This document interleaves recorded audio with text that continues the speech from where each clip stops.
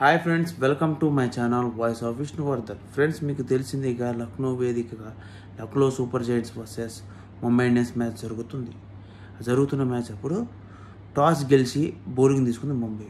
అది ఎంతవరకు కరెక్ట్ అనేది మనం సెకండ్ ఇన్నింగ్స్ పూర్తి కంప్లీట్ అయినాక చెప్పుకుందాం. అయితే టాస్ గెలిచి బౌలింగ్ తీసుకున్న ముంబై ఫస్ట్లో ఏం పెద్ద ఇంపాక్ట్ తీయలేకపోయింది, కానీ ఫస్ట్ 2 ఓవర్లు కొంచెం స్కోర్ తగ్గించింది, కానీ తర్వాత బాదుడు. దాంతో మిచ్చల్ మార్ష్ 60 రన్స్ కొట్టాడు. అది మామూలు కొట్టుడు కాదు, పిచ్చ కొట్టుడు. ఆ 60 రన్స్ కొట్టిన తర్వాత మార్ష్ అవుట్ అయిపోయిన తర్వాత మక్రమ్ అప్పుడు దాకా స్లోగా ఆడుతున్నాడు. మక్రమ్ కొంచెం గేర్ పెంచాడు. నికోలస్ పురాన్ 10 రన్లు కొట్టి నికోలస్ పురాన్ అవుతాడు. నికోలస్ పురాన్ పైన భారీ ఎక్స్పెక్టేషన్ పెట్టుకున్న Lucknow super giants Nicholas Pooran ఈరోజు ఫెయిల్ అయ్యాడు. తర్వాత బదోని మక్రమ్ కలిసి మ్యాచ్ని కొంచెం ముందరకు తీసుకెళ్లారు. తర్వాత మక్రమ్ అవుట్ అయిపోయిన తర్వాత బదోని కొంచెం అటు ఇటు 4-5 రన్స్ తీసి మ్యాచ్ని కొంచెం పరిగెత్తిచ్చాడు, కానీ తర్వాత బదోని కూడా అవుట్ అయ్యాడు. తర్వాత మిచ్చల్ మార్ష్ కాదు, మిల్లర్ కొట్టాడు. ఓవరాల్గా 20 ఓవర్స్ కంప్లీట్ అయ్యేటప్పటికి 203 for 8. ఇక్కడ విషయం ఏంటంటే ముంబై బౌలింగ్ గురించి మాట్లాడుకోవాలి. ముంబై బౌలింగ్ ఏంటంటే ఫస్ట్లో పెద్ద మెరిపించలేకపోయారు. అంటే ఫస్ట్ 10 ఓవర్స్లో పెద్ద ఏం చేయలేకపోయారు. తర్వాత వికెట్లు దిగడం మొదలెట్టారు. లాస్ట్కి వచ్చేప్పుడు 8 వికెట్స్ పడ్డాయి. దాంట్లో మెయిన్గా చెప్పుకోవాల్సింది హార్దిక్ పాండ్యా మామూలుగా బౌలింగ్ వేయలేదు. ఒక ఎకనామికల్ ఓవర్ వేసాడు, కానీ కొన్ని మధ్యలో ఒక ఓవర్ ఎక్స్పెన్సివ్ ఏమైనట్టుంది. 5 వికెట్లు హోల్డ్ తీసుకున్నాడు. ఫస్ట్ టైం ఐపీఎల్లో 5 వికెట్ హోల్డ్ తీసుకున్నాడు హార్దిక్ పాండ్యా. ముంబై తరపు నుంచి కూడా maybe one of the best player అనుకుంటా.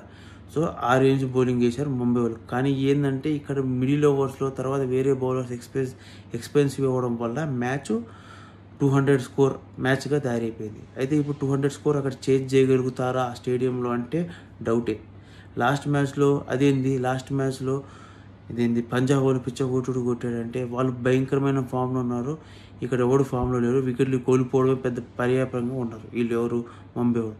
సో వాళ్ళు గెలుస్తారా లేదా అనేది వాళ్ళు ఫస్ట్ 6 ఓవర్లో స్కోర్ చేసే స్కోరే మెయిన్ మ్యాచ్కి ఇంపార్టెంట్. ఎందుకంటే ఫస్ట్ 6 ఓవర్లో సర్కిల్ లోపలే ఫీల్డర్స్ ఎక్కువ మంది ఉంటారు కాబట్టి వాళ్ళు స్కోర్ ఎంత ఎక్కువ చేయగలిగితే అంత గెలుస్తారు.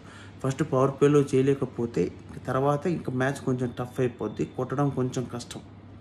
అందుకని చెప్తుంటే ఫస్ట్ 6 ఓవర్స్లో కొట్టాలి. తర్వాత 10 ఓవర్స్లో కూడా స్కోర్ మినిమం 100 దాటితే తప్ప గెలవలేరు. ఎందుకంటే తర్వాత ప్రెజర్ పెరుగుతుంది.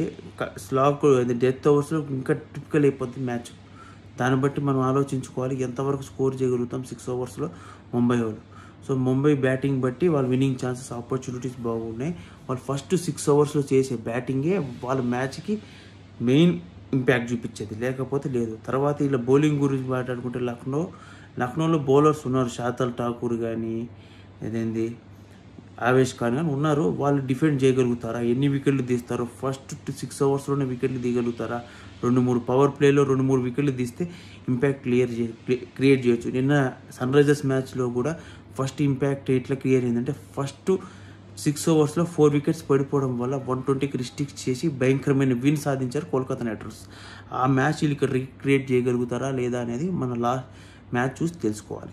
సో ఫ్రెండ్స్, మీకు కానీ వీడియో నచ్చితే లైక్ చేసి subscribe to my channel voice of Vishnuvardhan. ఇలాంటి మోర్ కంటెంట్ ఉన్న వీడియోస్ కోసం నా ఛానల్ లైక్ చేసి సబ్స్క్రైబ్తో పాటు బెల్ ఐకాన్ నొక్కితే ఆల్ ఆప్షన్ ఆన్లో పెట్టుకోండి. Thank you for watching. Stay tune for more videos.